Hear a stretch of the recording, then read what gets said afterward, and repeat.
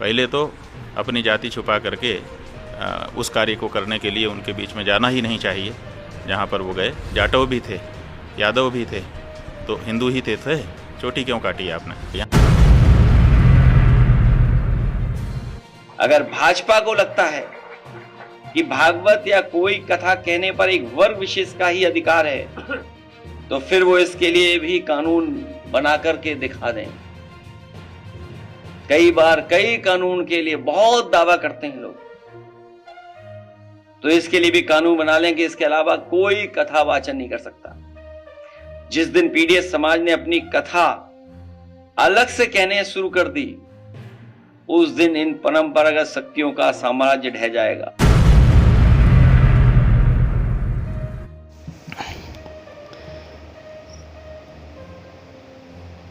कथावाचक के लिए बड़ी समस्या खड़ी हो गई, समाज के लिए, वैष्णव के लिए और जाति पात को लेकर। और यहाँ पर अब सरकार भी एक्शन कर रही है, अपनी और सब खींच रहे हैं। किसकी बात सही है और किसकी बात नहीं सही है, इस पे क्या गौर किया जाए और क्या सही है क्या गलत, अभी किसी को ये भी तक नहीं पता।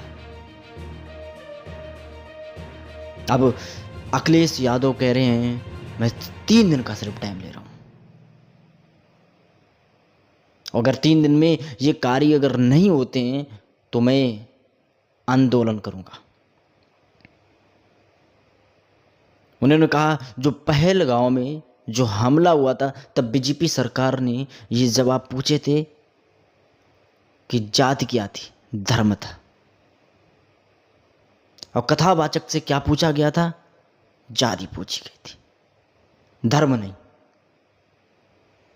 यहां पर शंकराचार्य जी भी बोले हैं कि वैष्णव की एक गरिमा है और वैष्णव की ये परंपरा है, वैष्णव ही यानी कथा को कह सकता है। दूसरे लोग कथा श्रवण कर सकते हैं, सुन सकते हैं, कह नहीं सकते। शंकराचार्य जी बोले ठीक है, मैं ये भी बात आपकी सही है, इस बात को मैं मानने के लिए पूरी कोशिश कर रहा हूं। आपने जो कहा बिल्कुल सत्य कहा कि आप सिर्फ कथा सुन सकते हैं, आप कथा कह नहीं सकते। ये शंकराचार्य जी का यानी बयान है।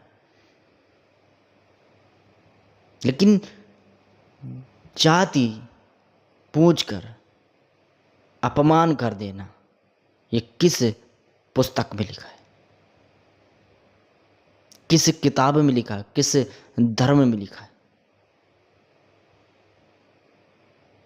उसकी जात कोई भी निकले, सरकार है, कानून है, व्यवस्थाएं हैं, फिर सरकार की, पुलिस की और इन लोगों की सहायता मत लो, फिर अपने मर्जी का करो ना, फिर तो तुम पर लोग थूकेंगे तो ही। अगर ये सरकार, ये कानून, ये व्यवस्थाएं अगर ना हो और आप अपनी मर्जी का कार्य करें तो फिर लोग उंगली उठाएंगे ना, चाहे वो वैष्णव हो, चाहे वो ब्राह्मण हो, फिर वो कोई भी हो। हम किसी की यहाँ पर बुराई करने नहीं है, हम ब्राह्मण की बुराई नहीं कर रहे हैं और हम यदुवंशियों का हम पक्ष ले रहे हैं। जो बात है वो सत्य बात आपको बताना चाह रहे हैं। आप 1000 वीडियो मिलेंगे, लाखों वीडियो मिलेंगे, लेकिन जो सत्यता है उस बात को आप गौर करें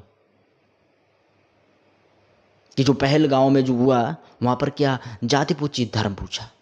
और जो इटावा में जो हुआ, ये हुआ, यहां क्या पूछा गया? जाति। किसकी बात सही है? तो सबसे बड़ा एक्शन लिया यानी अखिलेश यादव ने 3 दिन की मोहलत ली है योगी जी से कि अगर आप इस पर कार्रवाई नहीं करते हैं तो मैं अपने हिसाब से आंदोलन करूंगा। फिर मैं जाति पूछूंगा, फिर मैं धर्म पूछूंगा। तो क्या रहे कमेंट सेक्शन में जरूर बताना। मिलते हैं नेक्स्ट वीडियो में, तब तक के लिए देख रहिए गोविंद शुक्ला सरगम यूट्यूब चैनल।